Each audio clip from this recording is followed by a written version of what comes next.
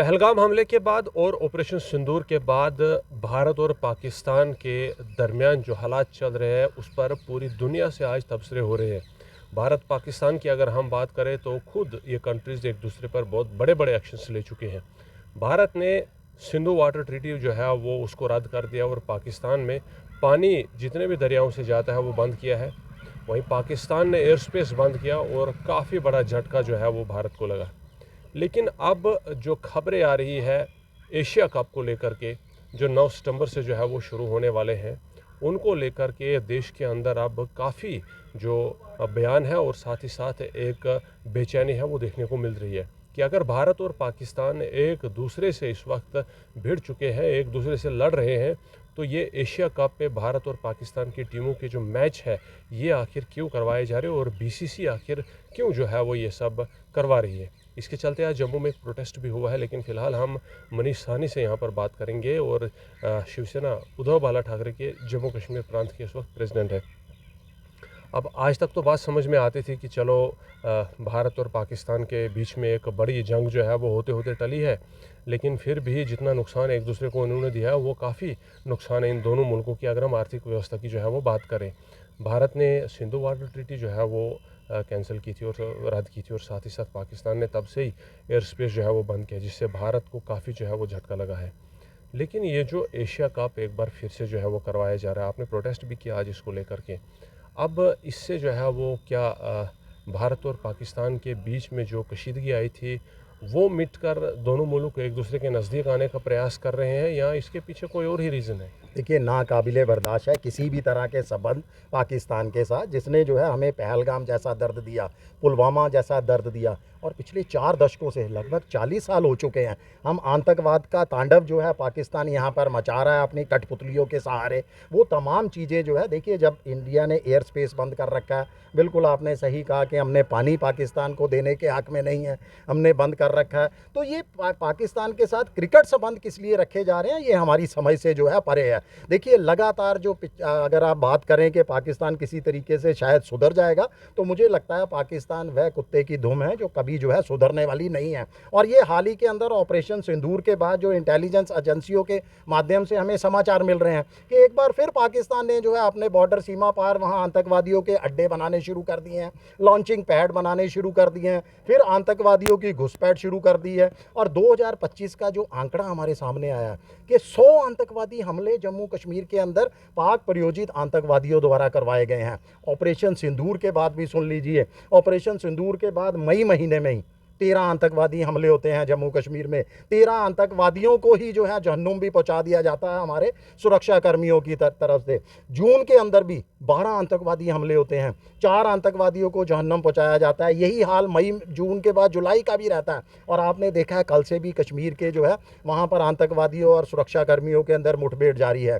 एक आतंकवादी को जो है वो जहन्नुम पहुंचा दिया गया है। देखिए, जब जब इंडिया पाकिस्तान के बीच में मैच खेला जाता है, सबसे ज़्यादा अगर सक्रिय होते हैं तो वो सक्रिय होता है दाऊद इब्राहिम, जो इस समय पाकिस्तान की गोद में छुप कर बैठा है। उसके गुर्गे जो सट्टेबाजों का सरगना है, तो ये सट्टेबाजी उस समय जो है चरम पर पहुंच जाती है। और यही सट्टे का पैसा आतंकवादियों को मदद करने में काम आता है। यानी कि ये मैच जो हो रहे हैं ये दोनों मुल्कों के बीच में ताल्लुकात बेहतर बनाने के लिए नहीं, ये सब पैसा कमाने का एक जो है वो मोहरा बनाया जा रहा है। बिल्कुल, हम तो बीसीसीआई के ऊपर भी यही आरोप लगाते हैं। अब हमें समझ नहीं आती कि बीसीसीआई को किस तरह की लाचारी है, क्यों वो अपना पैसा कमाने के लिए हमारी राष्ट्रीय भावना को आहत किया जा रहा है। देखिए, इस समय जितने भी देश प्रेमी हैं, मुझे लगता है आप कोई भी संबंध अगर आतंकिस्तान के साथ, पाकिस्तान के साथ बनाते हो तो हमारी राष्ट्रीय भावना आहत होती है। मैं तो कहूँगा बीसीसीआई को हमारे सीनियर प्लेयर से कुछ सीख लेनी चाहिए।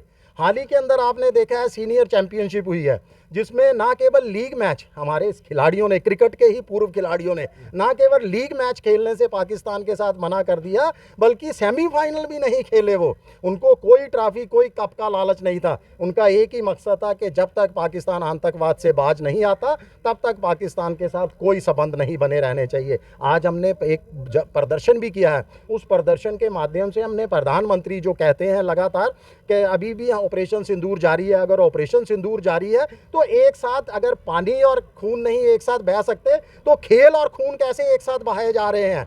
ऑपरेशन सिंदूर अभी अगर जारी है तो पाकिस्तान के साथ किसी भी तरह के हमें संबंध जो है वो बर्दाश्त नहीं किए जा सकते। वो कड़ा संज्ञान लें और बीसीसीआई को जो है कड़े निर्देश जारी करें वहाँ पर कि पाकिस्तान के साथ कोई जो है मैच नहीं खेला जाएगा। अब अगर हम बात करें दोनों मुल्कों के एक दूसरे के साथ जो है नज़दीकी बढ़ाने को लेकर, हमेशा इस बात पर जोर दिया जाता है कि भारत और पाकिस्तान को जंग के अलावा जो है वो अमन के रास्ते से बातचीत करनी चाहिए और ताल्लुकात बेहतर किए जो है वो करने चाहिए। कल आज महबूबा मुफ्ती ने भी जो है वो प्रेस वार्ता की यहाँ पर, उन्होंने भी इस बात पर जोर दिया कि जंग के बजाय बाकी रास्तों पर जो है वो उनको नज़र किया जाए। आपको नहीं लगता है कि बीसीसी का ये जो एक स्टेप है जो उठाया गया है, ये कहीं ना कहीं उन्हीं अवसरों को जो है वो एक मौका दिया जा रहा है, दोनों मुल्क जो है वो जंग का रास्ता छोड़कर बाकी जो ट्रेडिशनल वे हैं उससे एक दूसरे के करीब आ जाए? देखिए, बर्दाश्त की एक हद होती है।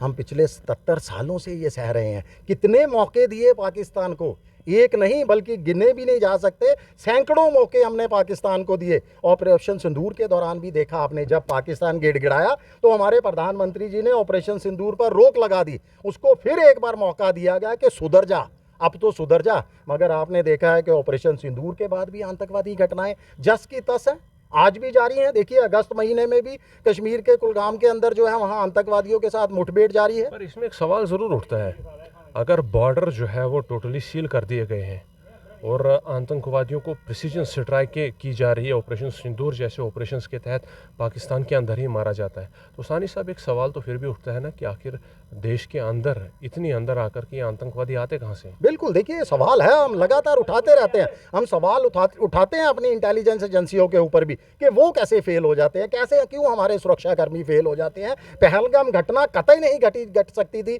अगर हमारे सुरक्षाकर्मी जरा भी इस तरह होते तो। वहाँ कोई सुरक्षाकर्मी नहीं थे और इंटेलिजेंस एजेंसी के पास कोई रिपोर्ट ही नहीं थी। ये सबसे ज़्यादा, बिल्कुल हम मानते हैं कि ये खामियां हैं।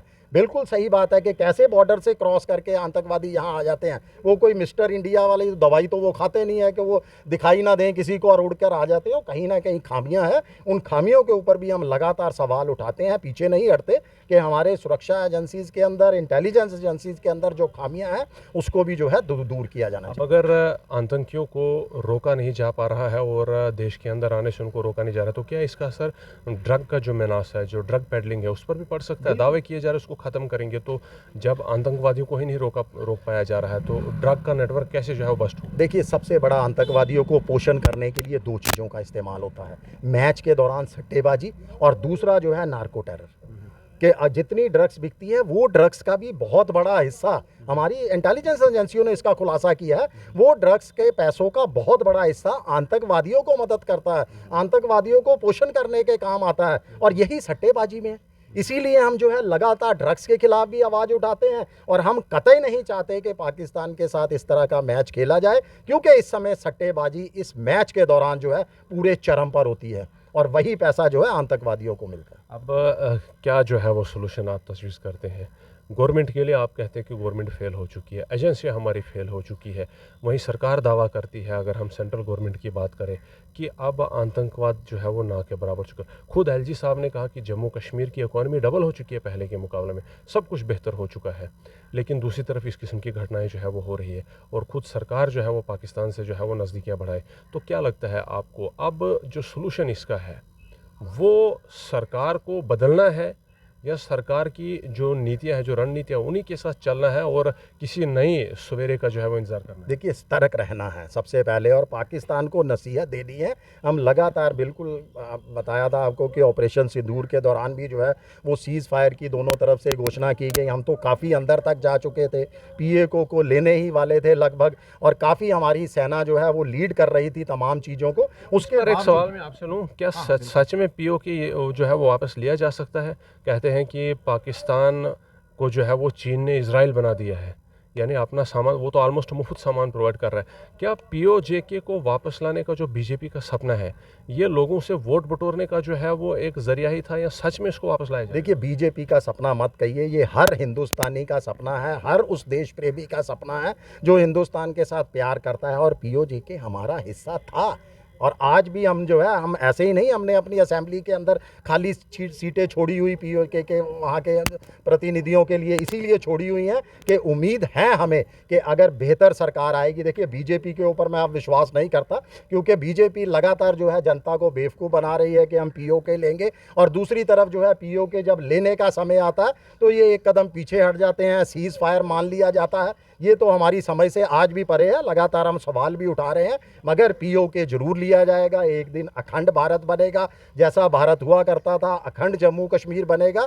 पीओ कितना भी चाइना उसको मदद कर ले, मगर हमें अपने सुरक्षा कर्मियों के ऊपर पूरा विश्वास है। वह पूरी तरह से उसका हम करिश्मा जो है मात्र 2 दिनों की लड़ाई के अंदर भी देख चुके हैं। ऑपरेशन सिंदूर के दौरान किस तरह से हमारे सुरक्षा कर्मियों ने पाकिस्तान को चारों खाने चित कर दिया, और ये जो है जज्बा, और हमारे तमाम चाहे वो पक्ष हो विपक्ष हो, सबने जो है सुरक्षा कर्मियों का साथ दिया। एकजुटता के साथ जो है पूरा हिंदुस्तान खड़ा हुआ, तमाम धर्म के लोग खड़े हुए, तमाम जातियों के लोग खड़े हुए। यही हमारी सच्ची जो है वो स्ट्रांग है। ऑपरेशन सिंदूर अभी भी जारी है। वही पाकिस्तान के लोगों के अंदर एक और खौफ अभी पैदा हो रहा है। वो कह रहे हैं कि अगस्त में एक बार फिर से भारत जो है वो स्ट्राइक करने वाला है। ये माहौल वहाँ बना हुआ है। क्या लगता है कि ऑपरेशन सिंदूर सही में जो है वो आगे आने वाले समय में इस किस्म की और काम कर दिखाएगा, या ऑपरेशन सिंदूर को अब सिर्फ ना बराए नामी जो है वो जारी रखा गया? देखिए, अगर नापाक हरकतें पाकिस्तान की जारी रहेगी, मुझे लगता है कोई भी सरकार केंद्र में होगी उसको मजबूर होना पड़ेगा ऑपरेशन सिंदूर को जो है दोबारा चलाने के लिए और पाकिस्तान को सबक सिखाने के लिए। आपको बताया कि इतना ऑपरेशन सिंदूर के दौरान गिड़गिड़ाने के बावजूद जो है पाकिस्तान और इंडिया के बीच में जब सीज़ फायर होता है और उसको स्थगित कर दिया जाता है कुछ समय, उसके बाद भी पाकिस्तान जो है आतंकवादियों को पोषण कर रहा है। आज भी जो है पाकिस्तान जम्मू कश्मीर के अंदर पाक प्रायोजित आतंकवाद जो है वो सक्रिय हैं, वहाँ लॉन्चिंग पैड सक्रिय हैं, आतंकवादियों के अड्डे जो है दोबारा बनाए जा रहे हैं। तो अगर पाकिस्तान का यही रवैया रहा तो केंद्र सरकार को, हमारी भारत सरकार को बिल्कुल इस संदूर को दोबारा जो है वो लॉन्च करना पड़ेगा। हम तमाम लोग जो है उसकी मांग भी करेंगे। बात करने के लिए बहुत बहुत शुक्रिया। एशिया कप को लेकर शिवसेना जम्मू कश्मीर उद्धव बाला ठाकरे काफ़ी गुस्से में है। प्रोटेस्ट भी किया कि अगर पाकिस्तान और भारत के बीच में एक बड़ी जंग होते होते टली है और दोनों मुल्क एक दूसरे के खिलाफ एक्शन ले चुके हैं, तो क्या वजह है एशिया कप को दोबारा से पाकिस्तान के साथ खेलने की, और क्यों पाकिस्तान और भारत की टीमें जो है ये मैच खेलेंगी? शिवसेना का सीधा इल्ज़ाम है कि ये सट्टेबाजी के लिए हो रहा है, दोनों मुल्कों के बीच में नज़दीकियाँ बढ़ाने के लिए नहीं। ये आज यहाँ पर शिवसेना उद्धव बाला ठाकरे जम्मू कश्मीर ने बात रखी है और इस एशिया कप के खिलाफ जो है वो प्रोटेस्ट किया है कि भारत और पाकिस्तान की टीमें जो है वो इसमें ना खेले, और जो पाकिस्तान भाषा समझता है उसमें उसी भाषा से जो उसके साथ बात की जाए, ताकि भारत के अंदर पाकिस्तान की जो आतंकी गतिविधियाँ हैं उन पर रोक लगाई जा सके। इस रिपोर्ट में फ़िलहाल के लिए इतना ही।